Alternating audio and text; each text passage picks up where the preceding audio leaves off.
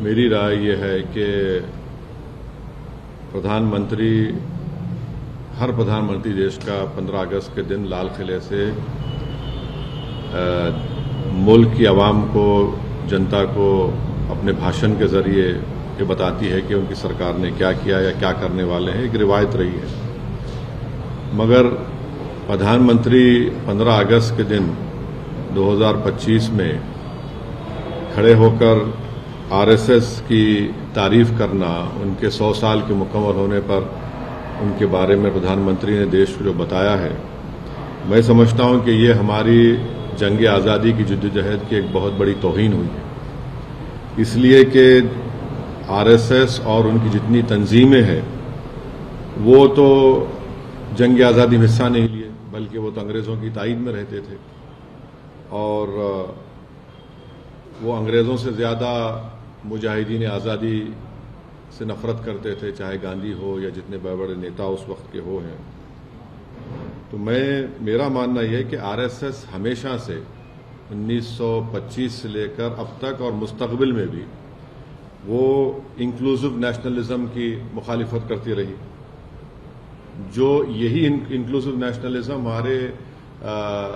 जो हमारे बुजुर्ग गुजरे हैं, जो हमारे मुजाहिदीन आज़ादी गुजरे हैं, उन्होंने इसी बुनियाद पर इस देश को आज़ाद करवाया अंग्रेज़ों की गुलामी से।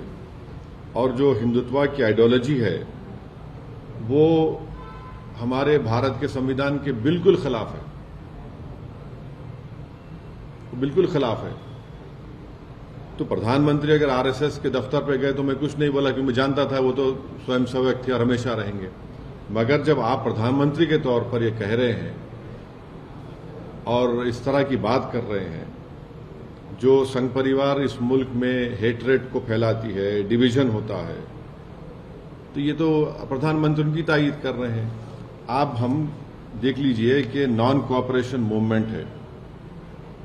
सत्याग्रह जो होती थी 1920 और 40 में, रोलेट एक्ट के खिलाफ जो एजिटेशन होता था, सिविल डिसोबीडियंस या क्विट इंडिया मूवमेंट था, या नेवल म्यूटिनी इन मुंबई थी, इसमें क्या आरएसएस नजर आती है क्या आपको?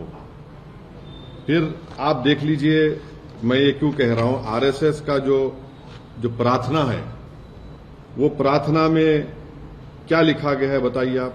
क्या वो प्रार्थना इंक्लूसिव है? फिर आरएसएस का जो शपथ है उसमें तो सिर्फ एक ही समुदाय के रिलीजन, उनके सोसाइटी, कल्चर की बात होती है।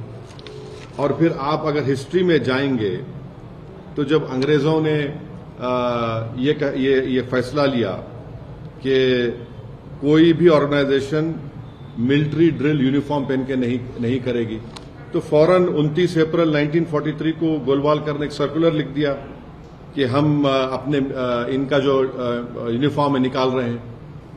जबकि उस वक्त जो अंग्रेज बोलते थे उसके अपोजिट में देश करता था। आपने किया वो। एक और बात आपको जानना चाहिए कि श्यामा प्रसाद मुखर्जी कौन है। श्यामा प्रसाद मुखर्जी जनसंघ के फाउंडर हैं, महासभा के हैं और आरएसएस के एक जिम्मेदार थे अंडर अ पैक्ट।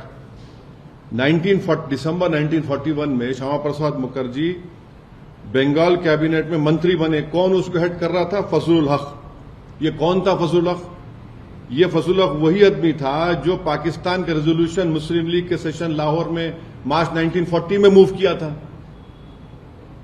आप बताइए फिर आज प्रधानमंत्री इनका बात कर रहे हो। दूसरी आखिरी बात, ये जो प्रधानमंत्री कहते एनजीओ, आपको इनकी हिस्ट्री अगर मैं, क्योंकि वक्त नहीं है, मुख्तसर से अल्फाज में कह रहा हूं कि आरएसएस ने जो मिसलेनियस एप्लीकेशन नंबर 17 1978 में जो डिस्ट्रिक्ट जज नागपुर के सामने फाइल किया था, राजेंद्र सिंह ने फाइल किया था, जो बाद में बाला साहब द्योरस जो उस वक्त सरसंघचालक थे, उनके बाद वो सरसंघचालक बने। उन्होंने क्या लिखा पढ़ लीजिए आप।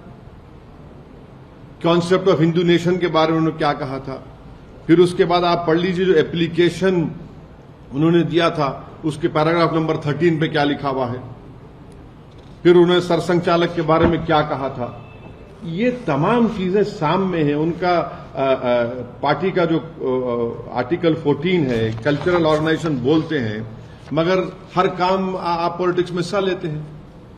तो ये हमको अफसोसनाक दिखा कि प्रधानमंत्री इस तरह की बात किए बहैसियत के प्रधानमंत्री के, वजीर आजम के। आप देश के बारे में बोल रहा था, आपने कल अपने भाषण में कहा कि दूसरी बातें कहीं।